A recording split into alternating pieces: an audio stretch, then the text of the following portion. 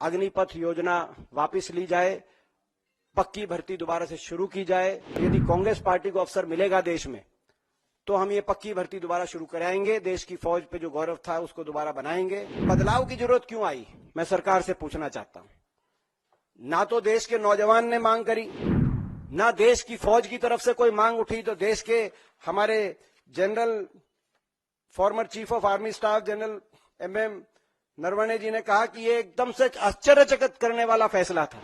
जहां 60 से 65 हजार की भर्ती हर साल होती थी, वहां 45 हजार अग्निवीर लिए गए पिछले वर्ष। अगर भर्ती की रफ्तार को इसी रेट से आगे बढ़ाया जाएगा तो 14 लाख की हमारी फौज घटकर 8 लाख की फौज हो जाएगी। बदलाव की जरूरत क्यों आई, मैं सरकार से पूछना चाहता हूं।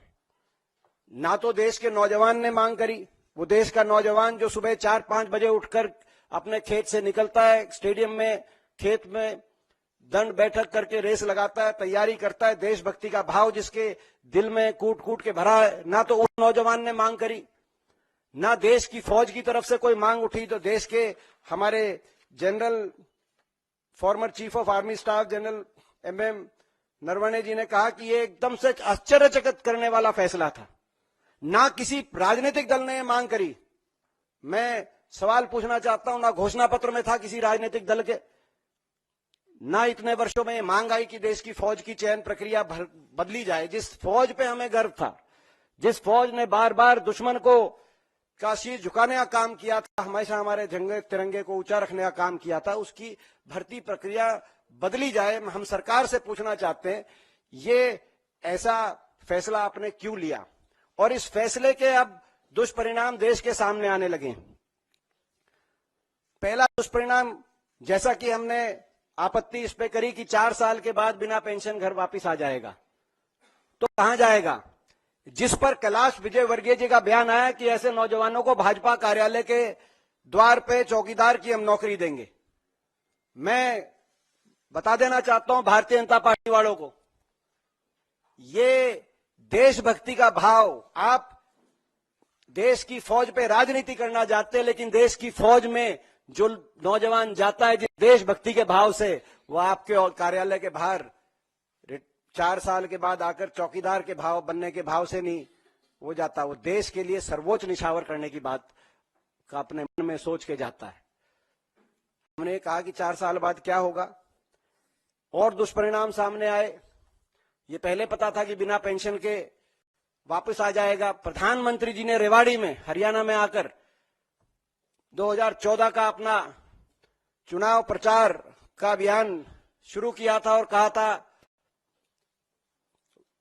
1 रैंक 1 पेंशन हम देंगे, नो रैंक नो पेंशन, बिना पेंशन के वापस आ गया। लेकिन उसके साथ साथ दुष्परिणाम, अभी शहीद में फर्क नहीं किया जाता, दुश्मन की गोली में फर्क नहीं किया जाता, और जो जवान अपनी छाती अड़ाए दुश्मन की गोली में के आगे, उसकी छाती में फर्क नहीं हो सकता। लेकिन इनने कर दिया।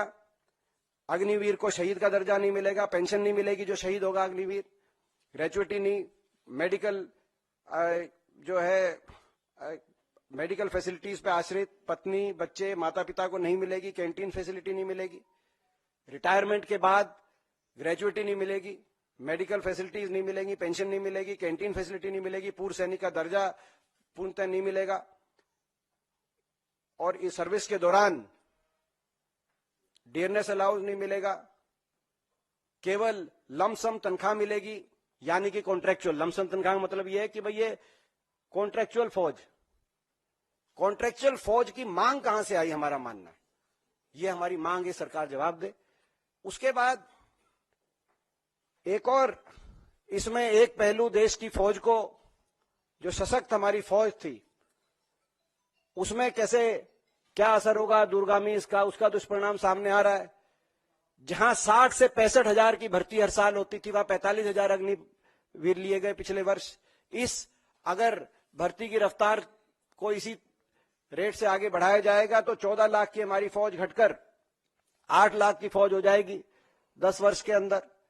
तो देश की फौज पे दुष्परिणाम सामने आ रहे हैं, और जो भर्ती किए जा रहे हैं नौजवान, उनका क्या मनोबल रहेगा, इसका अंदाजा इस बात से लगाया जा सकता है कि बहुत से जो ट्रेनिंग थे अग्निवीर, वो ट्रेनिंग छोड़ के वापस आ गए। तो फौज का क्या मनोबल रहेगा, उसका दूरगामी प्रभाव देश की फौज पे, देश की सीमा सुरक्षा पे क्या असर पड़ेगा, इस बात को लेकर हमारे को चिंता है। और बहुत से ऐसे प्रदेश जैसे हरियाणा प्रदेश, हमारे प्रदेश में नौजवानों के दिलों में जज्बा, देशभक्ति का जज्बा, देश के लिए सर्वोच्च निछावर करने का जज्बा, सुबह उठ के कड़ी परिश्रम, मेहनत, प्रैक्टिस, दंड बैठक, रेस, अपने गांव में, अपने शहर कस्बे में जो नौजवान लगाता था कि देश के तिरंगे में लिपट के अगर मेरा शरीर कभी शहीद होके अगर वापस आए तो वो मेरे लिए गौरव का विषय होगा।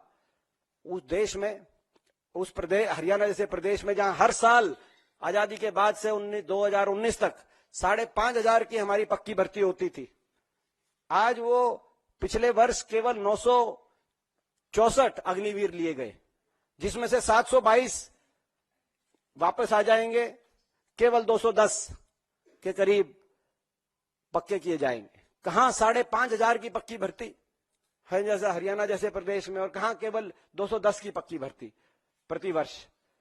ये कितना, मैं समझता हूं कि जहां हमारा नौजवान देश की सीमाओं पे जाकर अपनी जान हथेली पे रख के देश का सुरक्षा करता था, आज वो डंकी के रास्ते दूसरे देशों की सीमाओं पे गैर कानूनी लीगल इमिग्रेशन के माध्यम से उन सीमाओं के अंदर जाकर वहां पे मजदूरी करने के लिए मजबूर हो रहा है।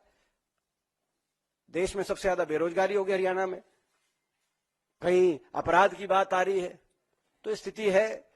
तो आज नौजवान की रुचि कम हुई, कोचिंग सेंटर बंद हो गए। हरियाणा, राजस्थान, उत्तराखंड, हिमाचल जैसे प्रदेशों में कोचिंग सेंटर जो फौज के होते थे, बड़े बड़े कोचिंग सेंटर बंद हो गए। तो रुचि कम हुई नौजवान की, उसके लिए कौन जिम्मेदार है? जो भेद किया जा रहा है अग्निवीरों में और जो पक्की भर्ती किए गए, उसके लिए कौन जिम्मेदार है? फौज की जो कमी आई, उसके लिए कौन जिम्मेदार है? देश की रक्षा सुरक्षा के लिए ये जो बात हुई, इसके लिए कौन जिम्मेदार है? मैं समझता हूं कि फौज पे राजनीति कर कर आप राष्ट्र की बात नहीं कर सकते, राष्ट्रहित की बात नहीं कर सकते। फौज को अगर कोई फैसला आपका फौज को कमजोर करने का काम करता है, तो आप राष्ट्रभक्त या देशभक्त होने की अपनी बात नहीं कह सकते।